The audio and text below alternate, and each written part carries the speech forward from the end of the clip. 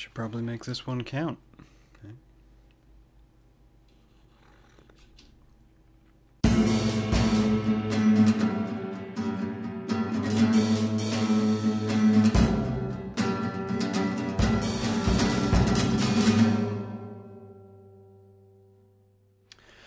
Sup kids, how are you doing today? Let me move this mic a little bit forward like that. Okay, how are you doing? It is, in fact, November. We've made it all the way to the end of the year, 2022. We made it all this way, and brings you to the final episode of Young at Concrete in 2022. That's a place to be, right? That's an impress. You may be a new listener. Welcome if you're a new listener. You may be an old listener. Someone who's been listening for a while. Somebody who's only recently got into it and is just kind of starting to pick it up as they go along. Either way, welcome. It's 2022 November. There is a phrase which I use fairly regularly, and I feel like I should address it because I feel like it's misinterpreted. I feel like it gets a bad impression from the people around me when I use it. I get told off for saying it when I'm around my parents, and I imagine it might annoy quite a few people. But there's also another story which came to mind when some friends visited recently, and the phrase I use it quite a lot, and I want to put this out straight away, is that within life, when I consider my life, I often think that I'm failing upwards.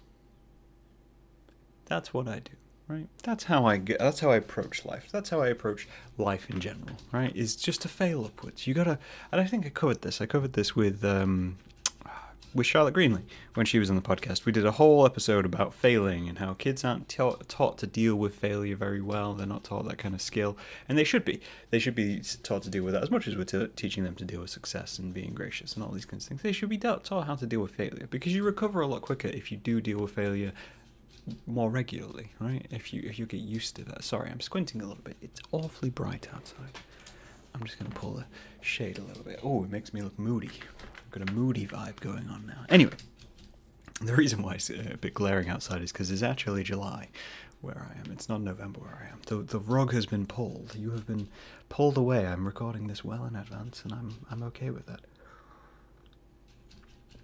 Back to my point. So yeah, dealing with failure. I say that I fail upwards. That's what I do. People ask me what I do all the time, and I say that I fail upwards.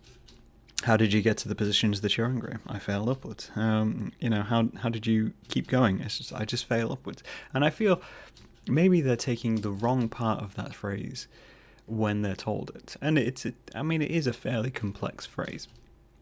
I had a little Google before we came on about what failing up means to the wider world. And to the wider world, it means promoting mediocrity.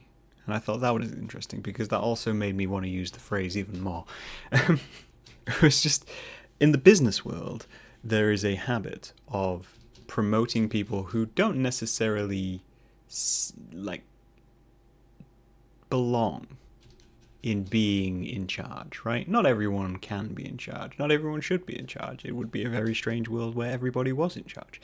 But when it comes to business and when it comes to any program you're running or project you're running, the whole idea of promoting mediocrity means taking someone who's not very good at the job but has a lot of bravado and just pushing them upwards, right? Just inflating them. And this usually happens because of a lot of overconfidence and a lot of ego and a lot of them just kind of grinding their way in, like the nepotism of various business practices. But when I say I'm failing upwards, what I'm really saying is when you consider me, right? Consider me as a person, and you consider the things which are required for success and the things which are required for the world to keep spinning in a capitalist society, or even just in a general society. I lack all the things which most people would say lead to success, right? From a standard point of view, if you remove other things which work well for me, from a standard point of view, I am not the go-to person for most things, right? When it comes to ambition, I'm not ambitious. I like to do the things I do, and I like to connect with people and have, a level of respect for the people I connect with and the people who connect with me. And when it comes to confidence, I'm not that confident in the world. I'm fairly shy as a person, generally. I always have been, always as a kid. My gran, once, I did a whole program where I went and did some talks for people and did talks for kids to do with the Prince's Trust. And it was rooms of like 30 people or so at a time, and my gran said, "Oh, you've come a long way from that person who didn't want to talk to anybody." And it's true, but at the same time, I fully embody the person who didn't want to talk to anybody because I talk through a microphone in a bedroom. I can't escape that. So yeah, ambition, confidence, these things aren't on my list of wants. I've never chased anything in my entire life. Never. Do I look like a kind of person who chases things? I'm not even a dog with like a bone or a car. I'm not. I can't even live up to the Joker analogy. If I wanted to chase a car, I wouldn't know what to do when I got hold of one. I don't even chase the car. I just watch the car go by and I go, all right, cool. There was the car. That's interesting. I'm about done with that. Meanwhile, I'm trying to build my own car, do my own thing. Yeah. And I always have been. I've always had that mentality. So what I was saying recently was I had a couple of friends over and we were talking, I can't remember how the subject came up. We got on about Cub Scouts and we got on about Scouts and Beavers and all these kinds of things. And it surprised people, but I was a Cub Scout. I was. I've been prepared. I still am fairly prepared. There's things which I learnt in Cubs which I still use on a fairly regular basis, such as knowing the direction of the wind, or carrying spare change in your purse or wallet because emergencies happen. Always have £5 in your wallets, guys. If possible, always have a £5 note just tucked away in your wallet or purse. It is integral to making it out of situations, whether it's needing to buy your way out of a situation, whether it's needing to buy a phone call. Get yourself food in an emergency. £5 in the UK is good to have. £5, $5, whatever you want to call it, right? Having a fiver on you is great. Do it. Anyway, so I was in the Cubs, and whilst I was in the Cubs, I was a Cub leader. As a child, I was. In Cubs, or at least when I attended the Cubs in the 90s, you had different groups, so you had your overall group, and then those groups were broken into smaller groups, like little troops within, and you nominate some children to be the leader of those little troops. And I made it to the top as far as I could. I wasn't chasing that in any way, shape, or form. I don't know why. I kind of got that. I can pontificate on why. I can guess why, but again, that plays into my whole theory that I'm failing upwards. But I was a Cub leader. This, by the way, was also a fact which my friends found hilarious. The idea that I was a leader in a small organisation as a young child. Because of course I was, right? If I'm going to get cult leader vibes, of course I was in charge of groups of people at a young age. So what do I mean? What do I mean when I say I'm failing upwards, right? And this is back to my point. My point is that if I'm lacking all these traits and abilities and I'm still managing to succeed, then I'm failing from the standpoint of having the things which are required to succeed, right? I think it's a better message for the world to fail upwards. If I don't embody the negative and toxic traits which I see in a lot of leaders, a lot of people who want to be in power, and a lot of sociopath, psychopath people, then I am rejecting that as a human being and saying, no, not interested in that. What I am interested in is just simply, one, being good at what I do, and two, continuing at my own pace and own structure, right? The bonus I've had, the skill I've had, is that I'm quite good at figuring out systems, and I'm quite good at figuring out logic puzzles, especially when it comes to people. I figure out how people react, and I figure out how people, determine success, and then I just push those buttons. I don't make a big song and dance out of it. I don't show off about it. I just push those buttons. So when I do, I'm consistent. So I'm consistent with what I do, and I think that is the trait which gets you where you want. I think that's why I was promoted in the Cubs, right? The only reason I really promoted in the Cubs is that I was a very well-behaved child. I was quite quiet. I did as I was told, and they rewarded that by giving me a position of power, which basically means you can provably just do that in every role within life, because every role just reflects high school. We all know this. High school never ends. Bowling for Soup taught us this. So when you get into jobs, any job, small business or large business, consistency is the key factor, right? That's as simple as I kind of make it, is that consistency is the key factor. So when I say I'm failing upwards, I'm not saying that I'm failing, right? I'm not saying that I think I'm doing badly. If anything, I've been very, very lucky and privileged to have the opportunities I have. And continue to have within my life. So when I say I'm failing upwards, what I'm actually meaning is that by the standards of competition, I'm a failure because I'm not actively pursuing these things to an extent which would damage the people around me to succeed. What I'm doing is just doing my own thing. I'm just doing some stuff. I'm failing upwards. I'm going upwards.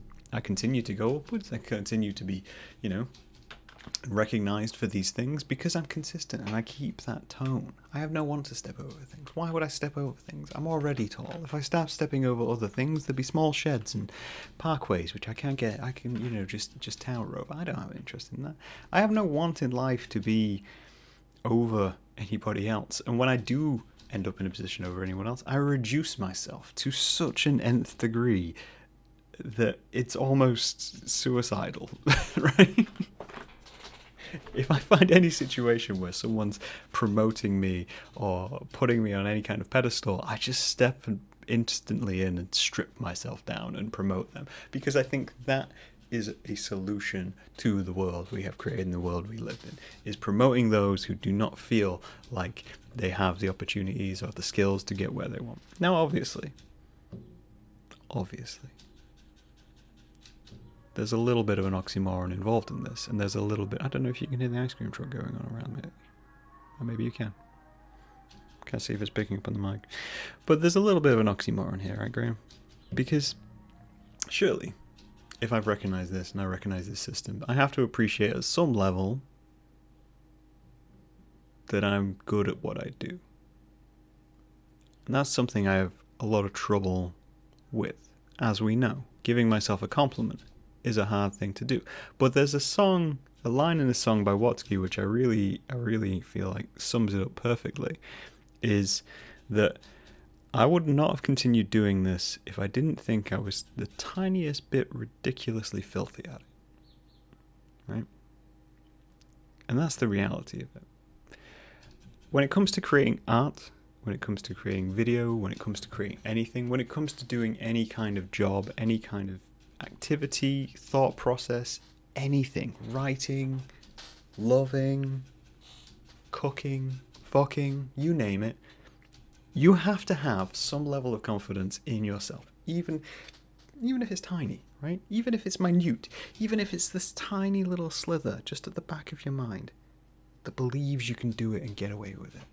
You may think you have no confidence, but there is something there, because the moment you try is the moment you've said to yourself in your head, there's a chance. There's a chance. It might be a minute chance, but there is a chance. And that's all this is. That's all this little square you see before you, all of the artwork which I make, the illustrations that I do, the fine art practices, the sitting down, chatting, the conversation, all of it boils down to one little brain thought to myself that, you know what, maybe I'm actually okay at this. Maybe I'm doing okay, and maybe I should keep that going and build upon that, right? You can see it reflected in the work I do. You can see it in the podcast. Like I say, it's been 10 years in the making, as we recently discussed, with 10 years of concrete and 5 years of doing the podcast. If I thought this was terrible and I thought that this was broken and irredeemable and I didn't enjoy doing it, I would have stopped years ago. I would have changed the format completely. I would have put thumbnails of myself looking shocked and expressed, and I would, chase the algorithm, and I would look at what's trending and not record 4 or 5 months in advance. All of that, I would have adjusted myself for success and then not failed upwards. I would have been motivated and active and someone to aspire to and admire, and someone who writes books about achievement and doing the best for yourself. I see a lot of writers who do this, how to write, how to motivate yourself, how to get going. Fuck all that. Fail upwards, right? Fail upwards is the best advice I can give anyone. And by that I mean ignore all the things which they say you need for success and just do what you want to do. Fail in their eyes and it'll gradually get you higher and higher and higher to where you want to be and what you want to do, because you'll enjoy yourself much more you do it. The podcast's been going 5 years. I get a handful of people watch it, and I fully appreciate every single one of you. I appreciate when I get comments. I appreciate when I get views. I appreciate when I check the little analytics stats on Acast and it tells me who's been listening and what platforms you've been listening on. I love all of that because I'm getting to see little insights into your life. I'm getting to see what topics connect with you. And that's so fulfilling as a person, as a creative. And when I put artwork out, when I look at the reactions I get to it and the comments I get to it and people coming to me and saying, oh, I really engaged with this work, that's the reason I do it. I don't do it to chase. I don't do it to have ambition and want for any of that. I said a very long time ago, well, I really want your respect. And you can be respected without fame. Shit, dogs respect you. They come into your house and they're like, hey, you're a cool guy. You give me food. I like that. I respect the hell out of it. That's what respect is. It doesn't require fame. I feel like I got very off topic with the last podcast of the year. But it's an important podcast, and I wanted to spread that message as widely as I could. That if you're a person who feels defeated and you feel you can't get to where you want to be, or you're undermotivated, or you're struggling with the idea that you kind of lack ambition or anything like that, I can tell you honestly, none of that really matters. What matters is fulfilling your basic wants and needs. Fulfill your basic mind view of what's important in the world, what kind of person you want to be, and not what other people expect you to be. And you'll fail upwards. I think a lot is undermined about consistency within the world. There is something to be said for consistent. If anything, it reflects out even larger than that. If you think about the world and the political climate and the economic climate and everything like that, one of the main reasons we face conflict between one another is that you, in changing or wanting to change anything, represent a challenge to somebody's consistency. And consistency provides comfort. And comfort threatened is something which people are incredibly afraid of. Whether their consistency is something bad or something good, threatening that puts people on edge, puts people on the defensive. So how can that not be powerful? How can that not be something which is incredibly admirable in a person? And I admire the hell out of that. Someone who goes to their job every day and just does their job. And I admire them even more if they do that and they keep their passions. They're consistent for their pay, but they're also consistent for themselves. And little by little, the thing which they do consistently for themselves will become more important, and the job won't impact you as much. As I say, I've been doing this for 5 years. Yelling at concrete, 10 years. Through that time, some of you know, I've worked a job. A regular job. Where I get a paycheck. I'm very lucky to have pay. I'm very lucky to exist within a world, especially within a corporate system. And I've never stopped doing the creative stuff. It's what's kept me sane, and it's what keeps me balanced. And I think that's incredibly important for people to have that catharsis. And it doesn't have to be something creative. It doesn't have to be something maker. It can be something just for you. You like sewing, sew something, okay? You like doing sport, go play a game, once every couple of weeks. Watch the games you want to watch. Have something for yourself. And maybe you'll start to fail upwards too. That's as much clarity as I think I can give. I don't want people to think I'm ungrateful. As I say, some level of me must believe that I'm good at this. I'm good at what I do outside of this. Otherwise, I'd have stopped doing it a very long time ago. But as we approach the end of the year, and we take stock, and we look at all the things around us, I think there is something to be said for failing upwards. Success was never the end point. Consistency was. and will continue to be.